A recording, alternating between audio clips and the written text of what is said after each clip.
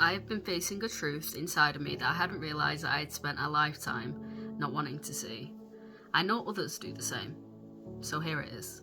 Yes, not in a textbook, not in a client session, but in myself. In the bite behind my reaction. In the heat behind my words. In the quiet ways in which I pull back and I start to villainise the other person when I'm hurt. I resisted it because resistance is universal when we don't want to accept something to be a part of us. We try to push it away because some truths don't just sting us, they unravel us. But here's what life kept whispering until I was finally ready to listen. What we don't own begins to own us. The parts of ourselves that we push away, they don't disappear. Whether it's the anger that we bury because we've been taught that all anger is bad. Maybe it's in the fear that we mask with logic and being the most knowledgeable on a subject. Maybe it's in the envy that we pretend to be above. When we don't acknowledge it and we lie to ourselves about it being there, all we do is begin to understand ourselves less. Maybe it's in the apathy that some people feel, that they dress up as a us against them sort of mentality.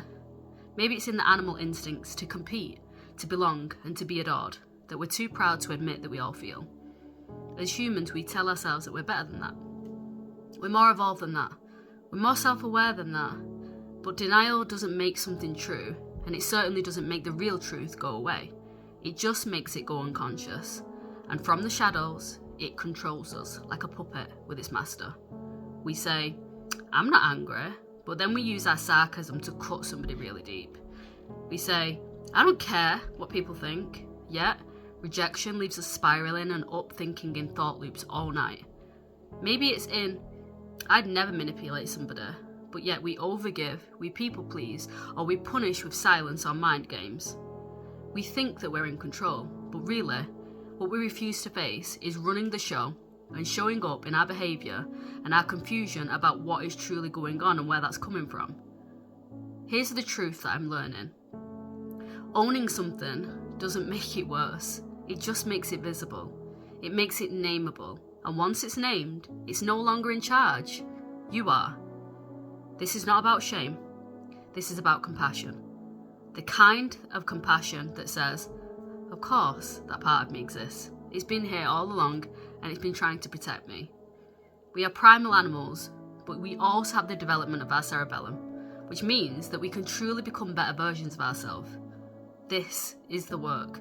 This is the integration, not just healing our wounds and not just loving our light, but holding space for our shadow. Because the goal was never to be perfect. The goal was to be whole. And wholeness doesn't come from what you pretend to be to the world.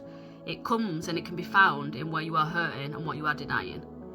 It comes from where you are finally willing to see yourself wholly.